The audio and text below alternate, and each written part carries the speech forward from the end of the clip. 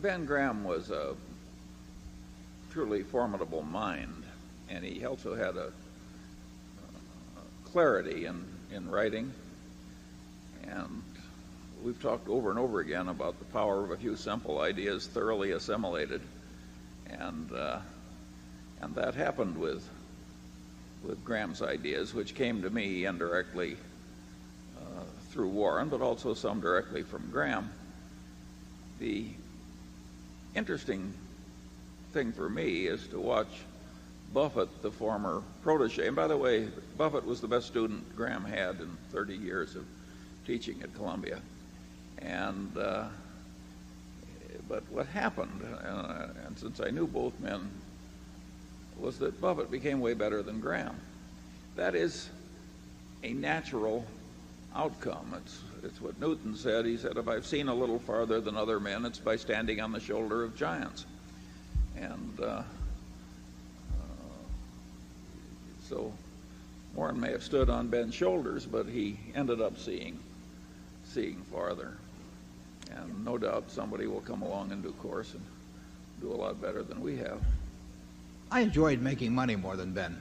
I mean, candidly, with Ben, it really was incidental. At least by the time I knew him, it may have been different when he was younger, but it just didn't.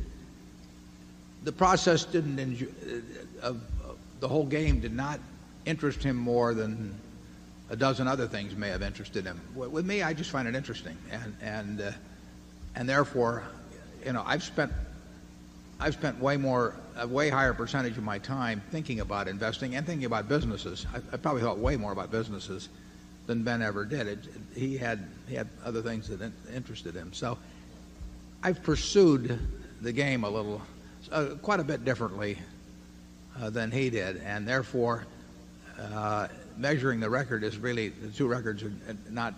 It's not a proper measurement. I mean, he was doing victory laps while I still thought I was out there running against the whole field. Well, Graham had some blind spots, partly of sort of an ethical professorial nature. He was looking for things to teach that would work for every man, that any intelligent layman could learn and do well. Well, if that's the limitation of what you're looking for, there'll be a lot of reality you won't go into because it's too hard to figure out and too hard to explain. Buffett, if there was money in it, had no such restriction. Yeah, Ben sort of thought it was cheating if we went out and talked to the management, because he just felt that the person who read his book, living in Pocatello, Idaho, could not go out and meet the management. So he didn't. And we didn't do it. I mean, when I worked for Graham Newman, I don't think I ever visited a management in the 21 months I was there. He wasn't sure whether it'd be useful anyway. But if it was be useful, that meant that his book was not all that was needed, that you had to add something to it. I found it fun to go out and talk about their businesses with people, or to check with competitors or suppliers or customers and all that. But Ben didn't think there was anything wrong with that. He just felt that if he had to do that, then his book was not the complete answer. And he didn't really want to do anything that the reader of his book couldn't do if he was on a desert island, basically with just one line to a broker.